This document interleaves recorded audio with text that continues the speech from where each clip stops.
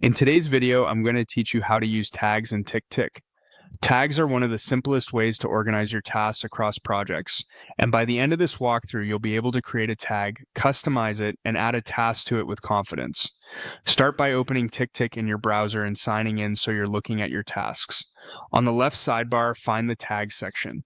This is your central place to view, create, and manage all of your tags. Click it to open the Tags panel. To create a new tag, look for the plus icon in the Tags area and click it. You'll see a small window or panel appear. First, give your tag a clear, memorable name. Keep it short and consistent. Think work, errands, or review.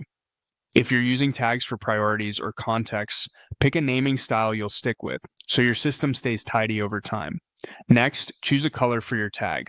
Color coding makes scanning your task list much faster. Pick colors with meaning, maybe warm colors for urgent contexts, and cool colors for planning or deep work. The goal is to help your eyes quickly group related items. If you want to nest tags, choose a parent tag. This is helpful when you want a small hierarchy, like placing client A and client B under clients or writing under content. Use parent tags when you see yourself needing grouped filters, but don't overdo it. Simple is often better. When you're happy with the name, color, and parent, click Save. Your new tag will appear in the list and is ready to use. Now let's add a task to this tag.